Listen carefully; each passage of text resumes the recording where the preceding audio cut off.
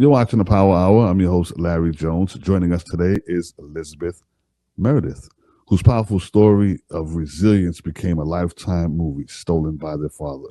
She's an award winning author and inspiring voice for families everywhere. And here she is today, joining us on the show, Elizabeth Meredith. Elizabeth, how are you? I am so well. Thank you for having me, Larry. I am really excited to be on the Power Hour. Oh, listen, it's my pleasure. I saw your story and I had to have you on the show. Um, your story is a lifetime movie. But for people who don't know, I kind of want to jump right into this thing. Sure. Um, you were married, right? Yes. Now, where was he from? Your husband, Greece. ex-husband, from Greece. Okay. Yes. And now, how long were you guys married? 4.5 long years, but every day felt like dog years. So it felt like a long marriage. It's not good.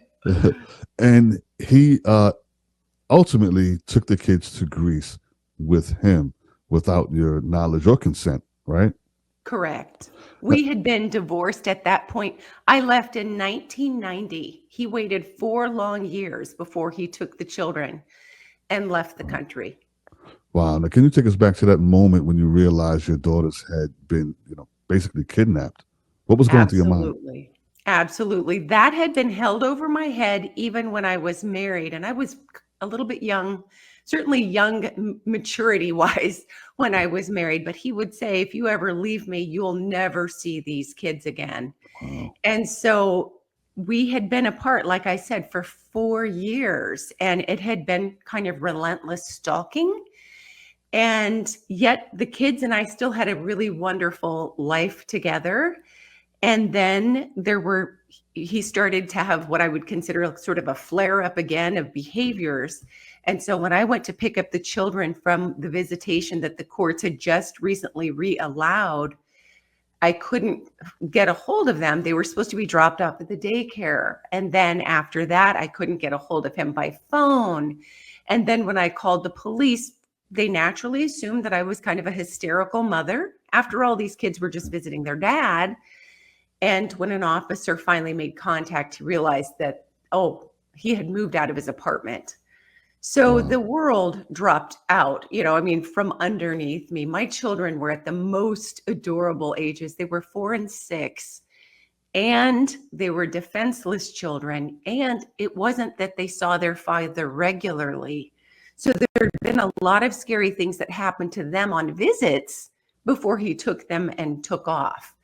And that's why I think a lot of times people will say, well, it was just their father or a mom, if that's the Right. situation. But if a parent does something to hurt another parent, not noticing or caring that it injures their own children, that's very dangerous. Right. Right. Now, how old were you at the time? You were 29 years old at the time? Yes, I was 29 when he stole the kids and left the country. Wow. Now, where did you, now, what you did eventually was truly amazing. Where did you find the strength to even know where to begin to look Thank for you. them? Thank you. That the kids were my life. Mhm. And the one thing I had promised myself and my children in my little head was I'm going to do better than the family I grew up with. And I didn't. I failed. And so by my choosing the person that became their father, it put us at risk for really a lifetime. Right. And so that's where the strength came from. There was nothing to lose. I had nothing else going for me but being the mother of these amazing kids. And that's probably not true. And a fabulous job working for a pittance, really, at a domestic violence survivors and offender serving agency. But I loved that work. And so I was at the place where I needed to be to get a lot of support and find meaning in my work, but my kids were the deal. Yeah. Now, what were the biggest challenges you faced legally and logistically in trying to bring your daughters home from Greece? Well, let's say logistically, $10 an hour I made at the time, and it was a $100,000 problem. Mm, So right there, I'd been out of the shelter, off of welfare, off Section 8 by then. And now I faced the biggest problem in the world. My mindset was also sometimes a hindrance because I felt like I already asked people for help when I was really poor and creating a life for my kids. I don't want to do that again. Right. So that was part of it. But logistically, if you talk to parents who have custody issues in their own country, just state to state or city to city, that's a big deal. But if Yeah. you think about talking to a government whose language you don't speak, Yeah. oh my word, it was very challenging. And I really had to learn the customs, what not to do, how not to offend and alienate people, and how to engage people to care, even in Greece.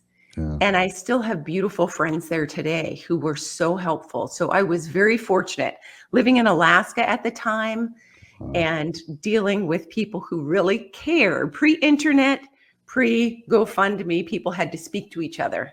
Right. And Right. I was so fortunate in that way. And I will say one more thing that is going to sound very crass, and I don't mean it to be so.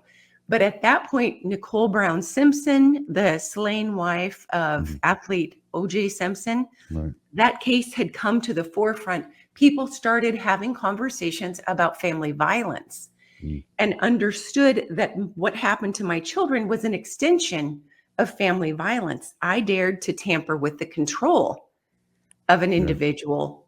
And so that helped in a sense. People were really ready to have conversations about something that had been happening in private.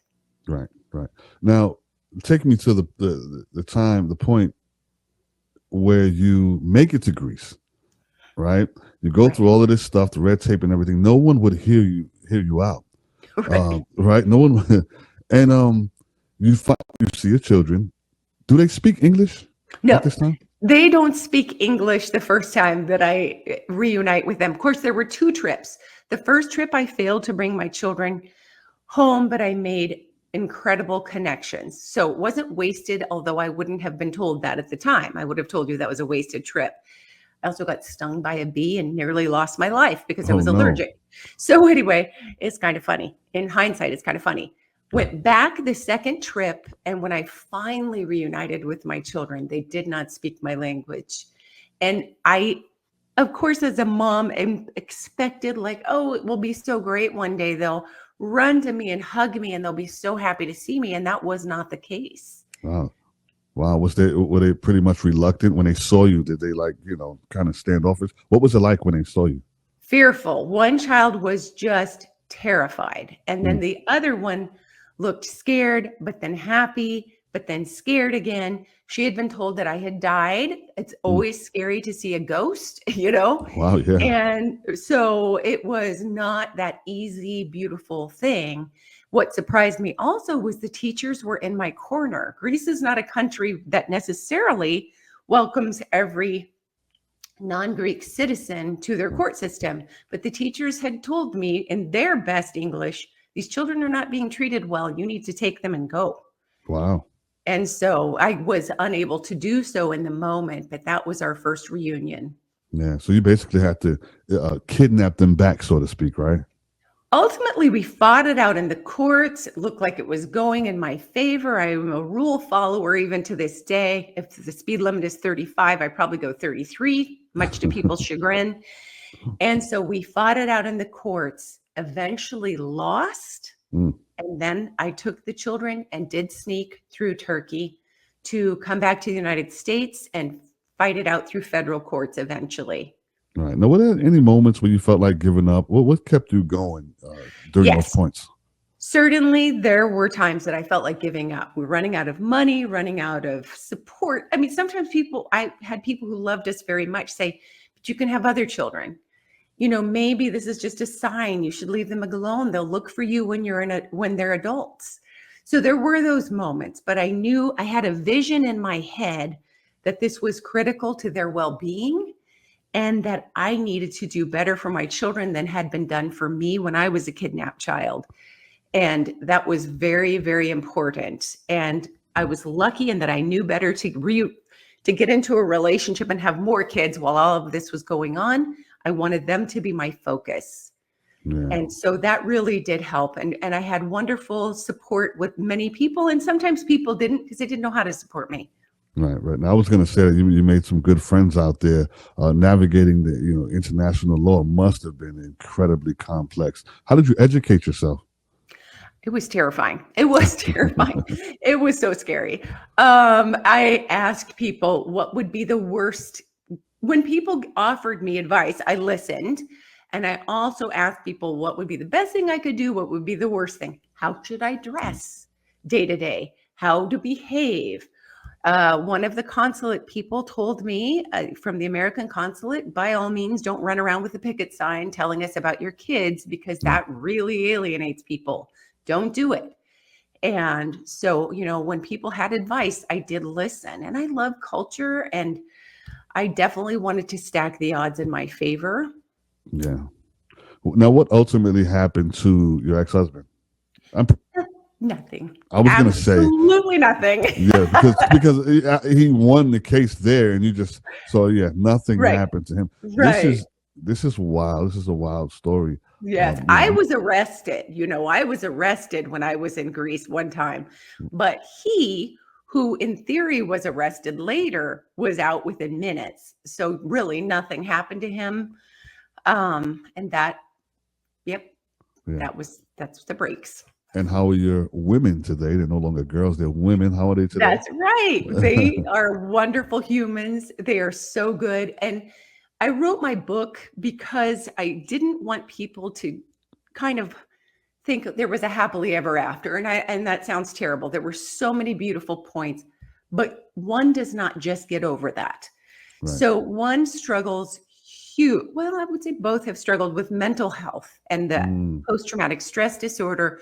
One has a lot of physical health issues that came straight out of that uh, wow. 2-year period. But they are amazing people and they do the best that they can. And we are all a flawed, dysfunctional, but loving family. And you know, life does go on. Wow. Shout out to them. All of you guys. Now, looking back, how did this journey change you? Not only as a mother, but as a person. I think one thing it did was help me realize that the world is filled with billions of people, and they're really all our siblings in some fashion. And we need each other. We never know when we're going to need a total stranger. What happens to me affects people countries away, and they may not know it. And so, in some ways, it gave me a lot of hope when we are more unified, not only as a country, but as a globe. But it also helped me realize, and it took me a long time. I made a lot of parenting mistakes afterward, but that bootstraps generation and Mhm. just go on and be tough. And, you made it through. Now talk positive. That's not helpful. So Right. we need to get real about conversations about trauma and mental health. Yeah. Wow. I mean, the book is available everywhere. What's the name of the book for people who want to buy it? Thank you. It is called Pieces of Me Rescuing My Kidnapped Daughters. And of course, that became an adaptation stolen by their father, available on television. And I am so grateful. And I'm so grateful that you're here and things worked out in your favor. Lisbeth Meredith, thank you so much for joining me on the show today. I have loved it. Thank you so much for having me. It was so Uh, great to meet you finally. Absolutely. Thank you. It's great to meet you as well.